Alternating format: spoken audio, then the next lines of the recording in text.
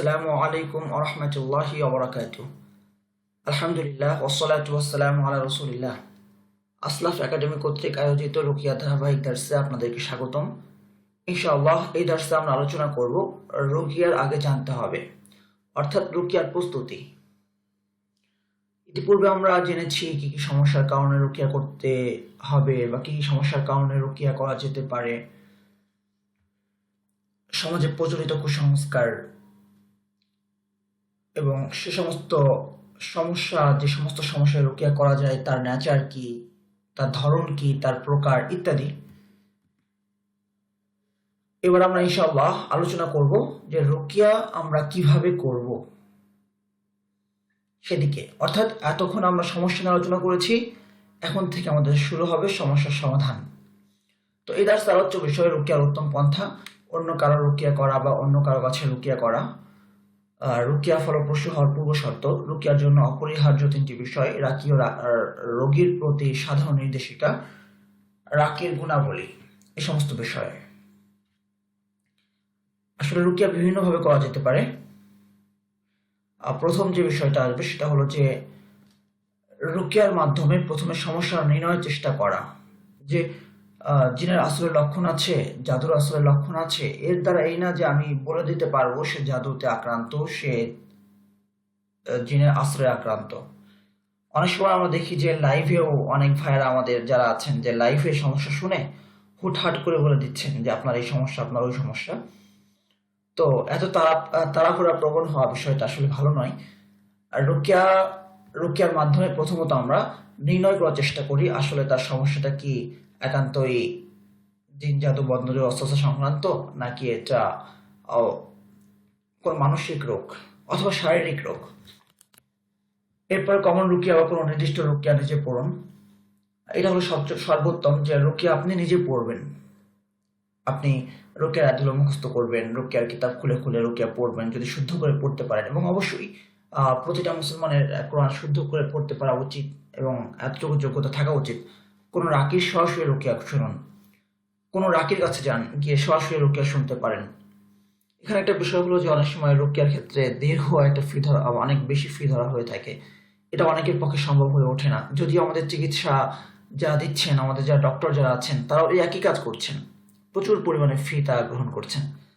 তো নিঃসন্দেহে চিকিৎসা, সেটা শারীরিক চিকিৎসা হোক, রুকিয়া হোক, কিংবা সেটা মেডিকেল ট্রিটমেন্ট হোক, প্রতিটা মানুষের জন্য, প্রতিটা সমাজের জন্য গুরুত্বপূর্ণ। এবং রাকি যারা আছেন, যারা ডক্টর রয়েছেন, তারা সমাজের অত্যন্ত শ্রদ্ধাভাজন ব্যক্তিত্ব হওয়া উচিত। আর এই জায়গাটাতে আমরা সকলেই অসহায় যখন আমরা অসুস্থ হই। কিন্তু দেখা যায় যে একজন ডাক্তার তিনি 1 ঘন্টা চেম্বারে বসে লাখ টাকা তিনি কামিয়ে ফেলছেন। 1 ঘন্টা তিনি চিকিৎসা করছেন, 10 জন 12 জন রোগী দেখছেন, প্রতিজনের কাছ থেকে 1500 1000 করে টাকা নিচ্ছেন। তো এটা কি আদৌ হওয়া উচিত কিনা, বা এটা নীতিগতভাবে এটাকে আমরা বৈধতা দিতে পারি কিনা, এটা একটা গুরুত্বপূর্ণ একটা ফ্যাক্টর। তো এভাবে দেখা যাচ্ছে যে অসুস্থতার চিকিৎসা করতে গিয়ে একজন মানুষ নিঃস্ব হয়ে যাচ্ছে, তার সমস্ত কিছু সে শেষ করে দিচ্ছে। ওষুধের চেয়ে দাম বেশি হলো এই যে সার্ভিসগুলোর।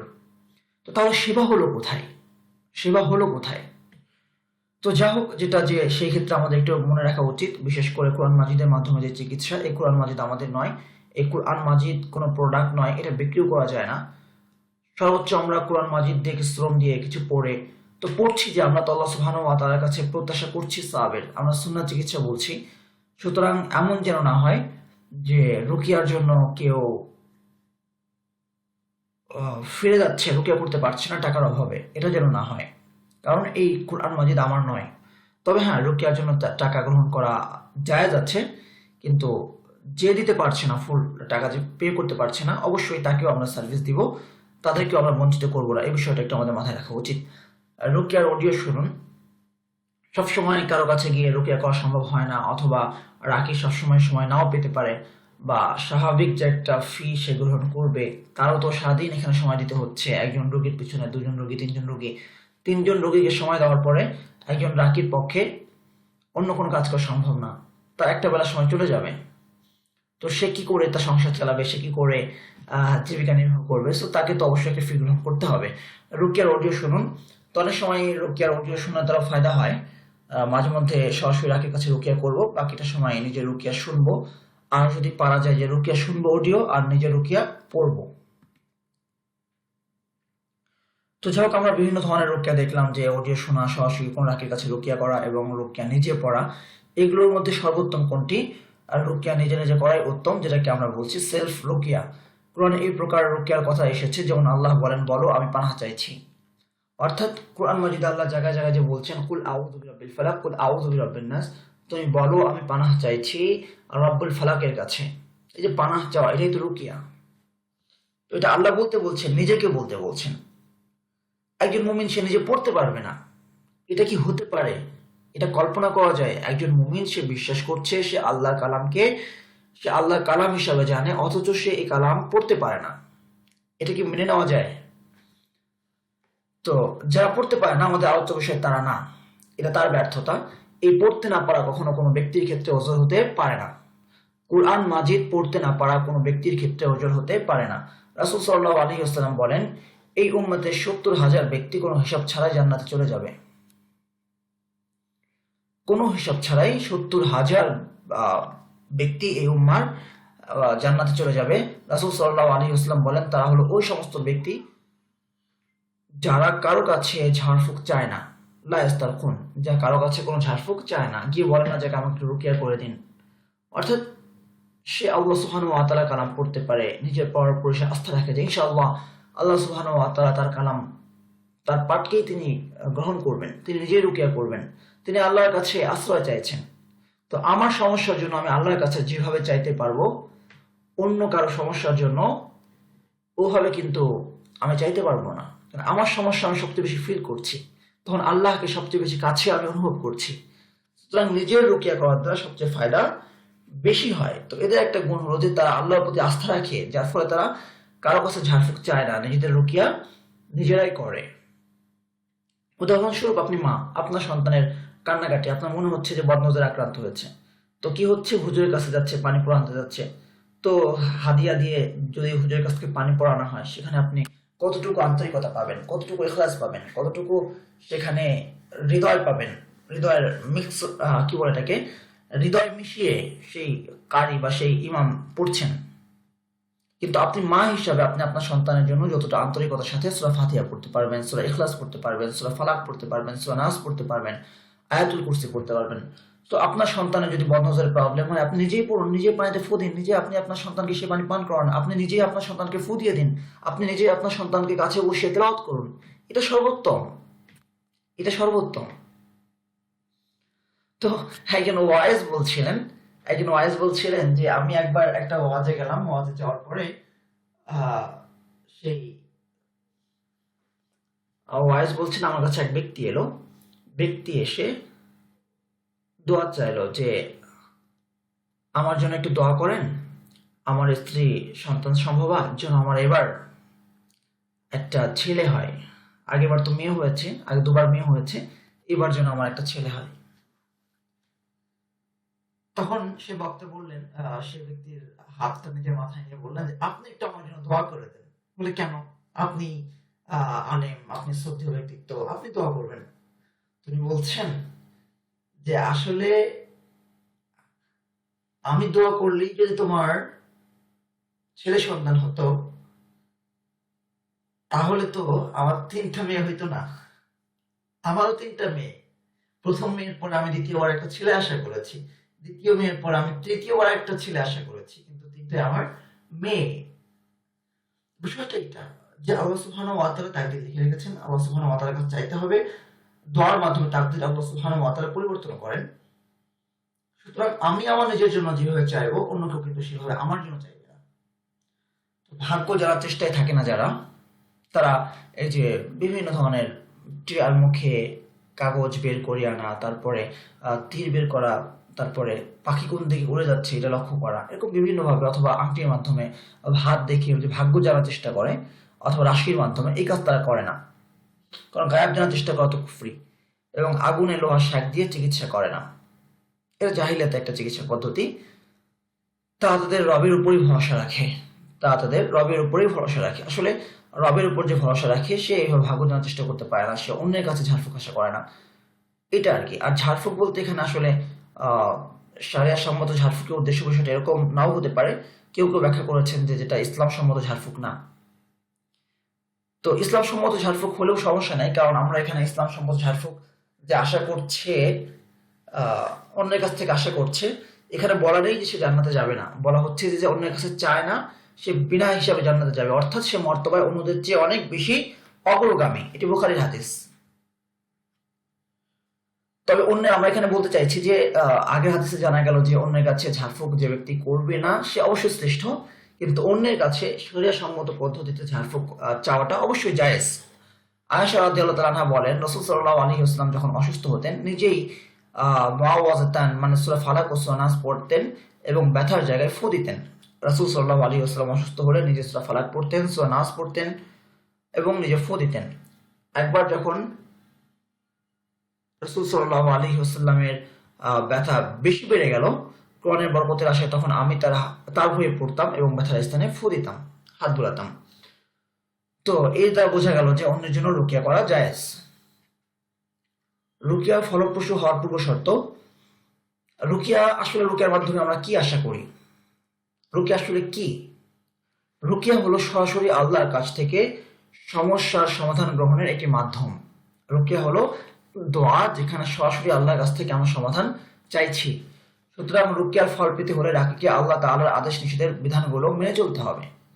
আমি আল্লাহর কাছে চাইছি, আল্লাহকে কাছে চাইছি রুকিয়ার মাধ্যমে, তাহলে আমাকে আল্লাহর প্রিয় হতে হবে, আল্লাহ কি কি আদেশ করেছেন, কি কি নিষেধ করেছেন সেগুলো জানতে হবে। আমরা আমাদের সুখের সময় আল্লাহ সুবহানাহু ওয়া তাআলা ইবাদত করি না, আল্লাহর কাছাকাছি হই না, তাই যখন আমাদের আল্লাহকে প্রয়োজন তখন আমরা আল্লাহকে পাশে পাই না। তো এই জন্য যে যত বেশি মুত্তাকি হবে আল্লাহ সুবহানাহু ওয়া তাআলা তার দোয়া তত বেশি কবুল করবেন। রাকির জন্য অবশ্য পালনীয় কিছু বিধান নিচে উল্লেখ করা হলো। সমস্ত গায়রে মাহরামের সাথে শারিয়ার হিজাবের বিধান মেনে চলুন এবং দৈনন্দিন জীবনে সকল ইসলামী বিধিবিধানকে প্রাধান্য দিন। তাকওয়া। আর গায়রে মাহরামের সাথে শারিয়ার হিজাবের বিধান মেনে চলা এটা অত্যন্ত জরুরি। বিশেষ করে রুকিয়া আমরা দেখেছি অধিকাংশ ক্ষেত্রেই দেখা যাচ্ছে যে আমাদের ভাইয়েরা আক্রান্ত হন সমস্যায়, কিন্তু তার চেয়ে বেশি আক্রান্ত হচ্ছেন আমাদের বোনেরা।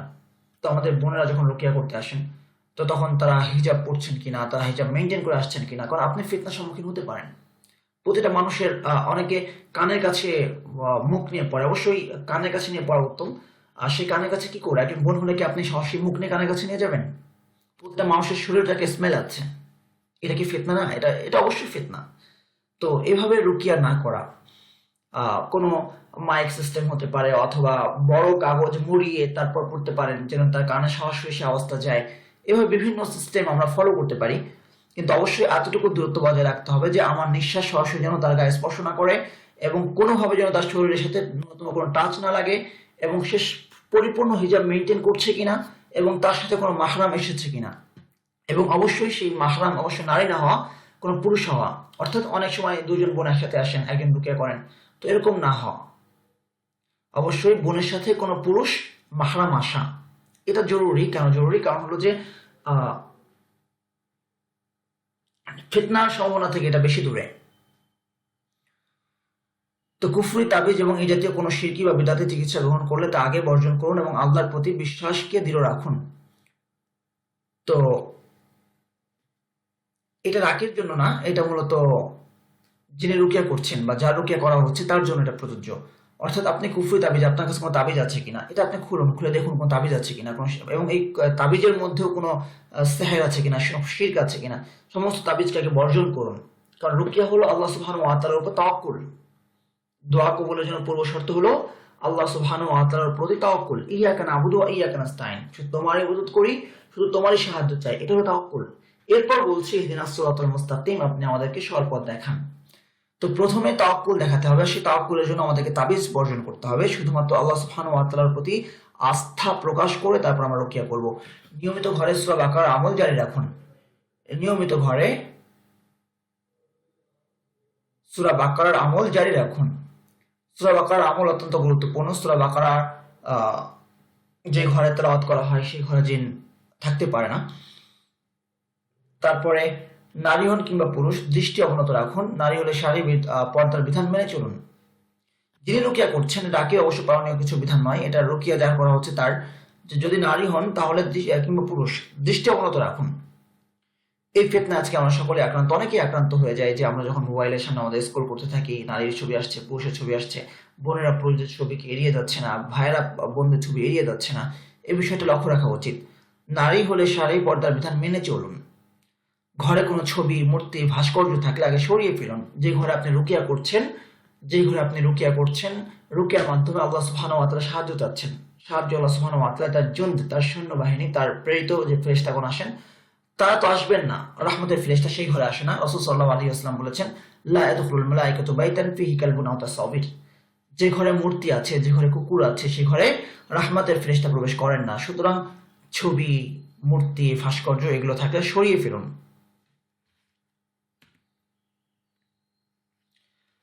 পরিবার পরামর্শ ভিত্তিক পরিচালনা করুন। আমরা দেখেছি যে যে সমস্ত পরিবারের পরামর্শ নেই, ভালোবাসা নেই, সম্প্রীতি নেই, স্বামী স্ত্রীর মাঝে বিচ্ছেদ, তারপরে কনফ্লিক্ট, সেখানে সন্তানরা কিন্তু সম্পূর্ণ মানসিকভাবে সুস্থ হয়ে ওঠে না, বেড়ে ওঠে না।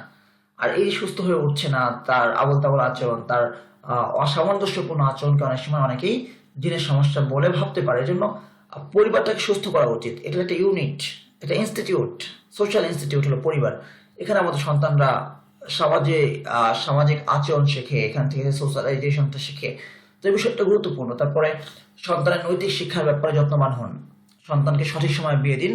অবৈধ সম্পর্ক ভেঙে গেলে অনেক ক্ষেত্রে মানুষ, বিশেষত মেয়েরা, ভারসাম্য হারিয়ে ফেলতে পারে, পুরুষরাও হারিয়ে ফেলতে পারে। তো এই যে ভারসাম্য হারিয়ে ফেলা, বিয়ে হচ্ছে না, বিয়ের সমস্যা, আমরা দেখেছি যে বিয়ে হচ্ছে না, অনেকেই রুকিয়া করতে আসছে। তো বিয়ে হচ্ছে না কেন? আসলে যখন বিয়ের প্রয়োজন ছিল তখন তাকে বিয়ে দেওয়া হয়নি, সে বিয়ে করেনি, সে পড়ালেখা, সে কেরিয়ার দিকে চিন্তা করেছে। এরপর যখন বয়স্ক হয়ে গেছে, বয়স হয়ে গেছে, তো আপনাকে তো আপনার সমাজ কিনে চিন্তা করতে হবে। এই সমাজে একটা মেয়েকে সাধারণত কোন বয়সে ছেলেরা বিয়ে করতে চায়? চেহারা, লাবণ্যতা, কোন বয়সে বিয়ে করতে চায়? 18 থেকে 20 বছর, 22 বছর, এর চেয়ে বড় না করা। ছেলে মেয়ের অবৈধ সম্পর্কে জড়ালে রহমত উঠে যায়, বিষণ্ণতার সৃষ্টি হয়। তো এই বিষণ্ণতার সৃষ্টি হওয়া, রহমত উঠে যাওয়া, অশান্তির সৃষ্টি হওয়া, অনেক সময় এগুলোকে আমরা ভেবে বসি যে এটা কোনো জিনের সমস্যা, এটা কোনো সমস্যা। রুকিয়ার জন্য অপরিহার্য 3টি বিষয় আমরা আলোচনা করেছি অলরেডি। আরো কিছু বিষয়, আল্লাহ সুবহানাহু ওয়া তাআলার প্রতি তাওয়াক্কুল রাখা, তারপরে গুনাহ থেকে বেঁচে থাকা, তারপরে তাওয়াক্কুল প্রকাশের জন্য যে অনেকগুলো বিষয় উল্লেখ করলাম, এখানে বিশেষত 3টা বিষয়কে উল্লেখ করছি। প্রথম বিষয়, কোরআন তেলাওয়াতের দ্বারা রুকিয়া নিয়ত করতে হবে এবং সুস্থতার আশা করতে হবে।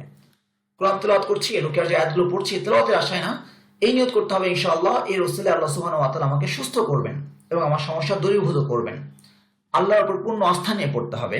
নিয়মতান্ত্রিকভাবে লাগাতার ধৈর্য সহকারে রুকিয়া করতে হবে। এখানে গুরুত্বপূর্ণ একটা আলোচনার বিষয়, সেটা হলো যে নিয়মতান্ত্রিকভাবে করা। কারণ রুকিয়া হলো একটা দোয়া, আপনি আল্লাহর কাছে দোয়া করছেন, আউযু বিরাব্বিল ফালাক, আমি রব্বুল ফালাকের কাছে আশ্রয় চাইছি, আপনি দোয়া করছেন। তো দেখুন, ইয়াকুব আলাইহিস ইসলামের চেয়ে আল্লাহ আমরা কি অধিক প্রিয়? তিনি আল্লাহ নবী ছিলেন, তিনি তার সন্তানকে হারিয়েছেন, সন্তানকে প্রাপ্তির জন্য তিনি দোয়া করছেন। কত বছর দোয়া করলেন। যুবক ইয়াকুব বৃদ্ধ হলেন, দৃষ্টিশক্তি হারিয়ে ফেললেন কাঁদতে কাঁদতে। তো বৃদ্ধ বয়সে গিয়ে আল্লাহ সুবহানাহু ওয়া তাআলা ইউসুফকে তার কাছে ফিরিয়ে দিলেন, আলাইহিস সালাম ইউসুফকে তার কাছে ফিরিয়ে দিলেন। সুতরাং আল্লাহ সুবহানাহু ওয়া তাআলা কবে দোয়া কবুল করবেন এটা তার বিষয়। আমাদের দায়িত্ব হলো আমাদের চেষ্টা অব্যাহত রাখা, আল্লাহ সুবহানাহু ওয়া তাআলার কাছে রুকিয়ার মাধ্যমে সাহায্য প্রার্থনা করা, সূরাতুল হাজব পড়তে পারি আমরা। এই জন্য ধৈর্য প্রয়োজন, নিয়মতান্ত্রিকতা প্রয়োজন, রুকিয়ার জন্য নিয়মতান্ত্রিকতা প্রয়োজন। অনেক ভাইরা যে জিনিসটা দেখা যায় যে রুকিয়া দেয়, 3 ঘন্টা, 4 ঘন্টা, 5 ঘন্টা, 7 ঘন্টা রুকিয়া শুনতে বলছে। তো না, এটা আসলে আমরা আমাদের রুকিয়ার উদ্দেশ্য বুঝি না। রুকিয়া মানে কি জিন তাড়ানো? কোরআনের মাধ্যমে কি জিন তাড়ানো আমাদের পক্ষে সম্ভব নয়। কে দিচ্ছেন? ফলাফল আল্লাহ দিচ্ছেন। রুকিয়া হলো এক ধরনের দোয়া। সুতরাং আপনার সন্তান হারিয়ে গেছে, আপনি কি এমন করবেন যে খাওয়া দাওয়া সব বন্ধ করে সন্তানকে খুঁজতে থাকবেন, আর কোনো কিছু করবেন না? বা সন্তান হারিয়ে গেছে, আপনি খাওয়া দাওয়া সব বন্ধ করে আপনার কাছে দোয়া করতে থাকছেন, তাও করবেন না। আপনি আপনার দৈনন্দিন জীবনের সমস্ত আমল, সমস্ত কাজকর্ম যেমন ঠিক রাখবেন, সালাতুল হাজত পড়বেন, দোয়া করবেন, ঠিক তেমনি ভাবে সন্তানকে পাওয়ার জন্য যত ধরনের তদবির প্রয়োজন সেগুলো করবেন। তো সেটাই, আপনি আপনার দৈনন্দিন জীবনের কাজকর্মকে স্বাভাবিক রাখবেন, আর তারপর পাশাপাশি অন্যান্য দোয়া করা, সালাতুল হাজত পড়া এবং রুকিয়া করতে থাকবেন।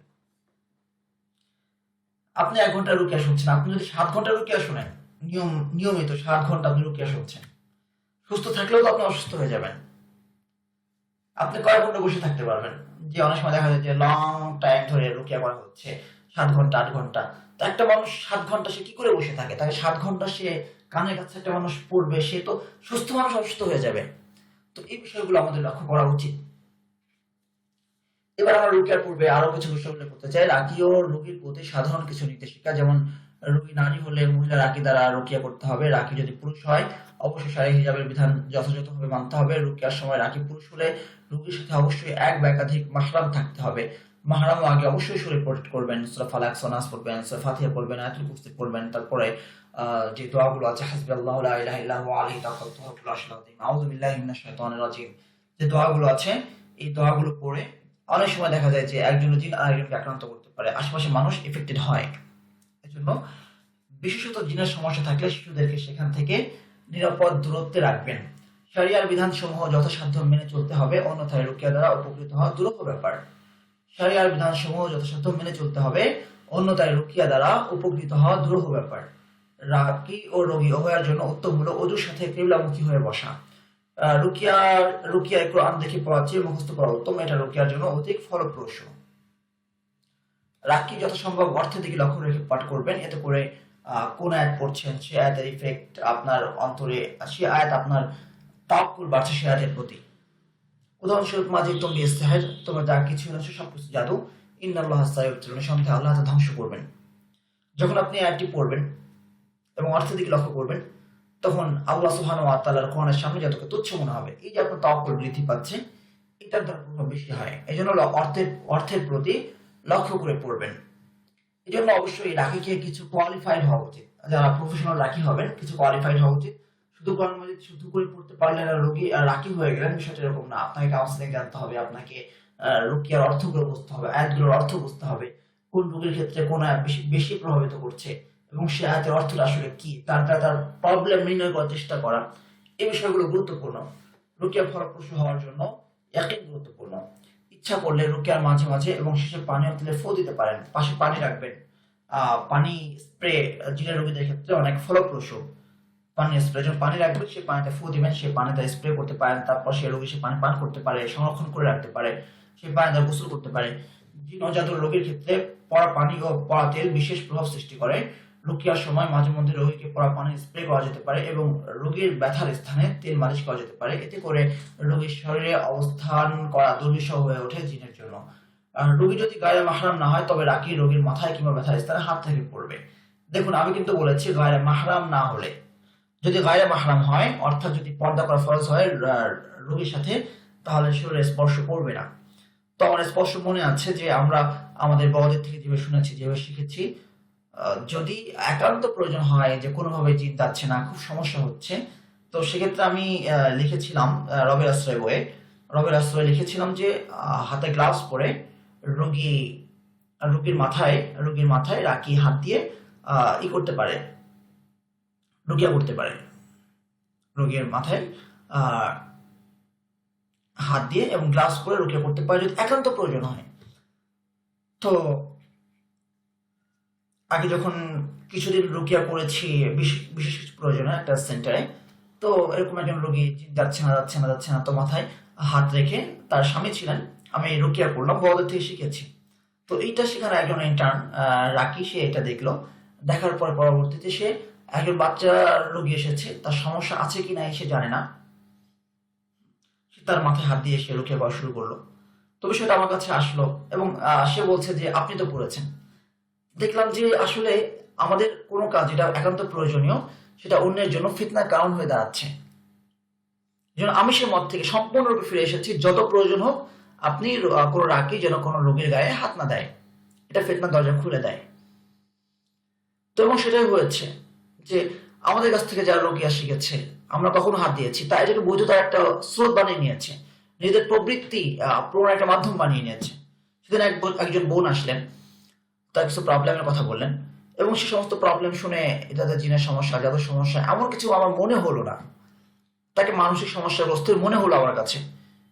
তো সে গিয়েছে রুকিয়া করার জন্য, তার সমস্যার কথা বলেছে। তো সমস্যা শুনেই নিশ্চিত জিন আছে কিনা এতটুকু পর্যন্ত সে জানলো না, সে রুকিয়ার সময় তার মাথায় হাত দিয়ে সে রুকিয়া শুরু করলো এবং পরবর্তীতে সেই বোনটা সেই ভাইয়ের কাছে আর কোথাও আর কোনোদিন যায়নি। এমন রাকির কথা আমাদের কাছে এসেছে, হাজবেন্ড ডাক্তারকে নিয়ে রাকির কাছে গিয়েছে, তাদের বাসায় বলেছে যে অবস্থান করতে হবে, নিয়মিত রুকিয়া করতে হবে, দিনের মধ্যে কয়েক ঘন্টা রুকিয়া করতে হবে, এবং তাকে সেভাবে কনভিন্স করেছে যে আপনার রোগীর যেমন সমস্যাগ্রস্ত জায়গায় হাত দিয়ে চিকিৎসা করতে পারেন, ঠিক একইভাবে রুকিয়ার ক্ষেত্রে যেখানে সমস্যা হয় সেখানে রুকিয়া করা যেতে পারে। তো সেই বোনের প্রাইভেট পার্ট, শরীরের যে পার্ট আছে সেই জায়গায় সে বলছে সেখানে প্রবলেম, এবং সে হাত দিয়ে এবং কোনো ধরনের গ্লাভস সে রুকিয়া করছে। তো এই পর্যায়ে পৌঁছে গেছে, সো এখানে আমাদেরকে সতর্ক হতে হবে। এই জন্য আমি বলছি যে কোনোভাবেই গায়রে মাহরাম হলে শরীরে স্পর্শ করা যাবে না। রাকি রুকিয়া করার সময় অবশ্যই রোগীর চিকিৎসা সারা নিয়ত রাখবেন, আল্লাহ যেন এই কোরআনের ওসিলায় রোগীকে হেদায়েতের পথে অবিচল রাখেন, এবং যদি জিনের আসর হয় তাহলে সেই জিনকেও যেন আল্লাহ হেদায়েত দান করেন। রুকিয়ার সময় সম্বোধনের শব্দগুলো লক্ষ্য রাখবেন, যেমন কেউ যখন নিজের জন্য রুকিয়া করবেন তখন বিসমিল্লাহ আরকি নাফসি বলবেন, মানে আমি আমার নিজেকে রুকিয়া করছি। যখন আরেকজনকে রুকিয়া করবে তখন পুরুষ হলে আরকিকা বলবে আমি তোমাকে রুকিয়া করছি, মহিলা হলে আরকি কি বলবে, অর্থাৎ প্রোনাউনের ব্যবহার যেটা এটা যে বা দমিরের ব্যবহার, বিষয়টা লক্ষণীয় বিষয় যে আমি কোন শব্দগুলো প্রয়োগ করছি। এই জন্য জরুরি আরবি ভাষা শিক্ষা করা। আবারও সেই প্রসঙ্গ চলে আসছে, অবশ্যই রাকিকে কিছু কোয়ালিফাইড, কিছু কোয়ালিটি অর্জন করতে হবে, যেটা এখন অত্যন্ত অনেক ক্ষেত্রে দেখা যায় কোরআন শুদ্ধ করে পড়তে পারছে, দু একজনকে রুকিয়া করতে দেখেছে, এখন সে নিজেই রাকি হয়ে যাচ্ছে। এগুলো গুরুত্বপূর্ণ ফ্যাক্টর। আর এই শিক্ষার এই জায়গাটাতে না পৌঁছার কারণে বা সেই কোয়ালিটিগুলো অর্জন না করার কারণে রুকিয়া সেক্টরে কাদা ছোড়াছুড়ি, তারপরে দলাদলি, অমুক তমুক বহু কিছু ঘটে যাচ্ছে। অমুক অমুকের বিরুদ্ধে বলছে, অমুক 7-8টা জিনের সাথে মেরে ফেলছে, পোস্ট করছে, হাসি তামাশা হচ্ছে জিনকে নিয়ে, যেন একটা রুকিয়া করতে পারা, জিনের আসর দূর করতে পারা একটা রোমাঞ্চকর কোনো কিছু। বিষয়টা এই ধরনের একটা হয়ে দাঁড়িয়েছে। যাই হোক, রুকিয়ার সময় সম্বোধনের বলা হলো রুকিয়া ধৈর্যের সাথে নিয়মিত করতে হবে। কখনো 1 সপ্তাহ করা লাগতে পারে, কখনো 1 মাস, আবার কখনো কম কিংবা বেশি। যদি বিশেষ করে জিনের আসর হয়ে থাকে, জিনের আসর রোগী হয়ে থাকে, আমরা বলি যে অনেকটা ডায়াবেটিস রোগীর মতো, যে কোনো সময় জিন নতুন করে আবার হানা দিতে পারে, 2 বছর না 3 বছর না আবারও আসতে পারে। হ্যাঁ, তো এটা এক ধরনের অ্যাডিকশন। তো এই জন্য একজন একজন যেমন কি বলে এটাকে, ডায়াবেটিস রোগীকে নিয়মিত চেক আপের উপর থাকতে হয়, ওষুধ খেতে হয়, ঠিক একইভাবে জিনের আসরগ্রস্ত হলে বা জাদু সমস্যা হলে এই বিষয়গুলো আমাদেরও লক্ষ্য রাখা। রাকি ও রোগীর সময় সুযোগ অনুযায়ী 3 ভাবে রুকিয়া করা যেতে পারে: সংক্ষিপ্ত রুকিয়া, বিশুদ্ধ রুকিয়া, কিংবা রোগীর অবস্থা অনুযায়ী বিশেষ বিশেষ আয়াতের ও দোয়া রুকিয়া। অর্থাৎ আমরা ইনশাআল্লাহ সামনের রুকিয়ার বিষয়গুলোতে দেখব যে একদম সংক্ষেপে রুকিয়া করা যেতে পারে বিশেষ বিশেষ আয়াতগুলো পড়ে। আবার মোটামুটি পর্যায়ের রুকিয়া, আবার অনেক সময় যদি জিনের সমস্যা হয়ে থাকে তাহলে হার্কের আয়াতগুলো বাড়ানো যেতে পারে, ওর যে হার্কের আয়াতগুলো আছে সেগুলো আরো যে আয়াতগুলো আছে বাড়ানো যেতে পারে। জাহান্নামের আযাব সংক্রান্ত আযাব তো মানে অনেক, তো বেশি বেশি করে পাওয়া যেতে পারে সেল সমস্যা হলে। তারপরে আল্লাহর বরাদ্দের আয়াতগুলো বেশি বেশি পাওয়া যেতে পারে। সুতরাং এটা নির্ভর করছে যে আপনার সময় সুযোগ অনুযায়ী রুকিয়া 30 মিনিটেও হতে পারে, রুকিয়া 1 ঘন্টাতেও হতে পারে, আবার রুকিয়াকে কন্টিনিউ করে 2 ঘন্টা 1 ঘন্টা হতে পারে। সো অবশ্যই কখন আপনি কোন আয়াত বৃদ্ধি করবেন সকলের পক্ষে সেটা জানা সম্ভব নয়। সুতরাং কমন রুকিয়া আমরা পড়ার সাজেস্ট করি, যেন বিরক্ত না হয় কোনো রোগী কোরআনের আয়াত তেলাওয়াত করতে গিয়ে। বাকি যারা রাকি হবেন অবশ্যই তাকে এক্সপার্ট হতে হবে, তাকে আয়াতের নেচার অনুযায়ী বুঝতে হবে যে এই রোগীর কোন আয়াতের প্রভাব হচ্ছে এবং প্রয়োজনে কোন কোন আয়াত তাকে বাড়াতে হবে। জাহান্নামের আযাব সংক্রান্ত আয়াত আছে, উদাহরণস্বরূপ বলতে পারি, যেমন ধরুন আপনি ওইগুলো পড়লে 45 মিনিট লেগে যাবে, শুধু জাহান্নামের আযাব সংক্রান্ত আয়াতগুলো। এখন আপনি কোন কোন আয়াতগুলো বাড়াবেন, সমস্ত আয়াতই বাড়াবেন না কোন কোন আয়াতগুলো বাড়াবেন, জাহান্নামের আযাবের কোন দিকে আপনি বেশি পড়বেন, এক কথায় রাকিকে এই সমস্ত বিষয়গুলো বুঝতে হবে, সেই আয়াতগুলোর অর্থ জানতে হবে। অর্থ না জানলে সেটা সম্ভব নয় যে আপনি কোন আয়াতটা বাড়াবেন, কোন আয়াতটা আপনি এখন স্কিপ করে যাবেন। তারপরে রুকিয়া নিচু আওয়াজে এবং উচ্চ আওয়াজে দুভাবে পড়া যেতে পারে, তবে উত্তম হলো মধ্যম সুরে পড়া, তেমন উঁচু নিচু আওয়াজে না করা। অর্থাৎ একটা মধ্যম সুরে পড়া। অনেকে দেখা যায় যে রুকিয়া পড়তে গিয়ে গলা ফাটিয়ে ফেলে, গলা বসিয়ে ফেলে, এটা না। হ্যাঁ, রুকিয়াকে মধ্যম। রাকি লক্ষ্য করবেন কোন কোন আয়াত পাঠের দ্বারা রোগী বেশি প্রভাবিত হচ্ছে, সে সমস্ত আয়াত বারবার পড়বেন। রোগী বমি করতে পারে, বিন পাশেই রাখবেন। তো এবার আমরা বললাম যে অবশ্যই রাকি কিছু কোয়ালিটি অর্জন করতে হবে। সুতরাং আপনি দেখবেন যে আপনি যার কাছে রুকিয়া করতে যাচ্ছেন সেই সমস্ত বিষয় লক্ষ্য করছে কিনা, সে তার ফেসবুক পেজে কারো কনফিডেন্সিয়ালিটি ভঙ্গ করছে কিনা, তার কথাগুলোর মধ্যে তার প্রফেশনালিটি আছে কিনা, এই বিষয়গুলো গুরুত্বপূর্ণ, বা তার শিক্ষাবদ্ধ। শুধু শুদ্ধ করে কোরআন মাজিদ পড়তে পারা, সুর করে পড়তে পারা, এর দ্বারা কিন্তু রুকিয়া যথেষ্ট না। সুতরাং যিনি যাবেন রুকিয়া করবেন তাকেও লক্ষ্য করতে হবে, যিনি রাকি হতে চাচ্ছেন তাকেও এই গুণগুলো অর্জনের চেষ্টা করতে হবে। এই গুণগুলো ব্যাখ্যা করতে গেলে অনেক সময় চলে যাবে। আমরা সংক্ষেপে বলছি, রাকিকে অবশ্যই কোরআন সুন্নাহর অনুসারী হতে হবে। রাকিকে রুকিয়া বিষয়ে কোরআন সুন্নাহ সুস্পষ্ট এলেম রাখতে হবে। রাকির কাউন্সেলিং করার সক্ষমতা থাকতে হবে। কারণ আমরা বলেছি যে মানসিক সমস্যার সাথে মানুষের মেন্টালিটি একটা সম্পর্ক রয়েছে। তো জিনের আশ্রয় রোগী, জাদুর আক্রান্ত রোগী, এরা কনফিডেন্স হারিয়ে ফেলে, সমাজের সাথে এরা কোপ করতে পারে না, এদের সোশ্যাল বিহেভিয়ার অনেক ক্ষেত্রে বাধাগ্রস্ত হয়ে থাকে। সুতরাং রাকিকে কাউন্সেলিং করার সক্ষমতা থাকতে হবে, কাউন্সেলিং নিয়ে পড়াশোনা করা, কাউন্সেলিং এর ধারণা নেওয়া, কাউন্সেলিং করার পদ্ধতিগুলো জানা, কিভাবে কাউন্সেলিং করা যেতে পারে এই বিষয়গুলো অর্জন করা। আর নিঃসন্দেহে কাউন্সেলিং এর জন্য সবচেয়ে শ্রেষ্ঠ পন্থা হলো কোরআন মাজিদ। কারণ কাউন্সেলিং কি? সমস্যায় সমাধানের পথ বাতলে দেওয়া। আর এটা কোরআন মাজিদ থেকে বেশি কোন কিতাব পারে? সুতরাং রাকিকে অবশ্যই কোরআন মাজিদ সম্পর্কে গভীর জ্ঞান রাখতে হবে। কাউন্সেলিং করার সক্ষমতার মধ্যে এটাও নিহিত রয়েছে, রাকিকে কোরআন মাজিদের জ্ঞান সম্পর্কে গভীর নলেজ রাখতে হবে।